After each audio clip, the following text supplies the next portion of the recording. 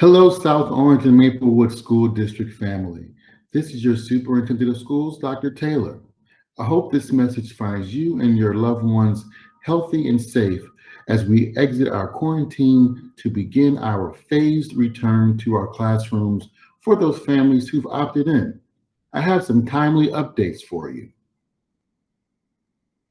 We have adjusted and increased our phased approach based on the latest information from our governor, the CDC, and our local health departments.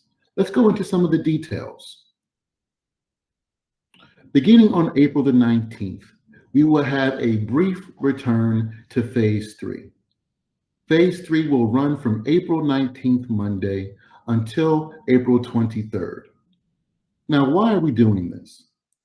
We want to give our families who've opted in recently a chance for their students to become acquainted with all of our mitigation strategies as we have returned from our COVID-19 shutdown. Specifically, those families who've opted in recently will return with our pre-K through second graders still in a cohorted approach, again, to ensure they have a chance to master our mitigation strategies. Similarly, those families who have recently opted in, who will have sixth grade students, will also return on April the 19th, as well as our Columbia High School ninth graders, still in a cohorted approach. This also, of course, includes our cohort C students, the special services students, ELL students, pull-out replacements, self-contained, etc. One important note about this brief return to phase 3, on Friday, April 23rd, we will have a district-wide asynchronous day. This will allow all of our teachers and all of our instructional staff and support staff members who have not been a part of phase 3 to return to our classrooms to reset and prepare for phase 4. For all of our teachers who are enthusiastic and want to return prior to that asynchronous day to prepare, please contact your principals and we can make time for you to also return the week of April the 12th. One important caveat for our parents and guardians: please remember to send your child to school with their face mask and be sure to pack 1 or 2 extra face masks with them. And also, of course, hand sanitizer and a water bottle. What happens next? We move to phase 4. We're super excited about this transitional phase. Our pre-K through second graders will no longer be cohorted. We will be able to combine and consolidate those cohorts and allow them to attend school 5 days a week if their families, of course, have selected in person as their option. Very exciting times. Pre-K through second grade would no longer have virtual Fridays. They would have 5-day a week, still 4 hours per day, per the governor's recommendations. Our cohort C would also go from a 4-day cohort to a 5-day cohort beginning on April 26th. Want to also make sure that we remind all of our families who selected to be all virtual, you will still be all virtual and able to attend school as you have since the beginning of the school year virtually. Another exciting development for phase 4, our middle schools students who are attending in person will include our 8th graders. If our parents have again selected in-person options for their 8th graders, they will begin April 26th and join 6th graders. Also, our seniors will be able to join their 9th grade cohorts at Columbia High School. So of course, remember though, that the governor's latest guidance still maintains 6 feet of social distance for secondary students. So our 6th graders and our 8th graders, our 9th graders and our 12th graders who are joining us on April the 26th will still have a cohort methodology. And that's due to the social distancing requirements. Now, if all goes well, and I have to emphasize that our departments of health and we meet very often with our team members. They're monitoring closely the community spread of COVID-19, and they're also monitoring closely how the reopening of schools has an impact on our community spread.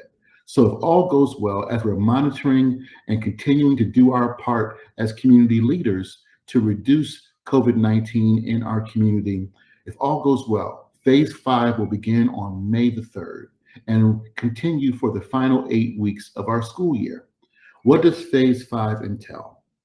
Phase 5 would mean that pre-K through 5th grade, all elementary grades would have a consolidated group of in-person students. We would no longer have cohorts for our elementary grades in phase 5, based on the latest recommendations from the CDC and also the state Department of Health, our local Department of Health, and also the governor's latest updates. So again, May 3rd, phase 5, all pre-K through 5th grade students whose parents selected in person would have a consolidated group, no longer being cohorted, no longer having virtual Fridays. Oh, and for our secondary students, middle school and high school students, all grades would come to in-person instruction if their families have selected that. So our 6th through 8th graders, our 9th through 12th graders would all be attending in person if their families have selected that mode of instruction. And those 6th through 8th graders and 9th through 12th graders would still be cohorted, though, based on the 6 feet of social distance that the governor has recommended and mandated through our departments of health. One really important reminder about phase 5, it is still a 4-hour day. The governor's recommendation is that we do not have in-person lunch until we can safely do it with 6 feet of social distancing, which is not possible currently. So this is exciting news for our students who are returning if their families have selected to do so. So some more important notes on phase 5. In order to do phase 5, we would have to, in some cases, replace some of our furniture. Desks or barriers would have to be required for some classrooms that normally had less traditional flexible seating, just to ensure social distancing. Again, reiterating that the 4-hour in-person schedules are still mandated for everyone. Also, social distancing requirements in some cases could result in the need for creative use of space for some of our schools, that our principals will have to engage in that, in some cases, to use spaces to make sure that there's social distancing for everyone. Lastly, we will have a follow-up communication that'll be sent to everyone regarding the YMCA aftercare program prior to the start of phase 4, to make sure that we're all aware of what aftercare opportunities there are for our families who require them. Lastly, this is not the extent of the information available to you. We also have a very extensive letter that describes with more detail the update that I just gave. We also have a link to the latest data on COVID-19 in our community that we have received from our local health departments. So thank you for your attention to this brief video. We're very excited to move forward to give our families the opportunity for in-person instruction if they are comfortable doing so. And again, this is all based on the guidance that we are receiving at the local and state level. And we are asking everyone to still mitigate, still wear your mask, to make sure that our COVID numbers stay at a point where we can move forward with our plan. And we thank you so much for your attention, and have a great rest of your weekend.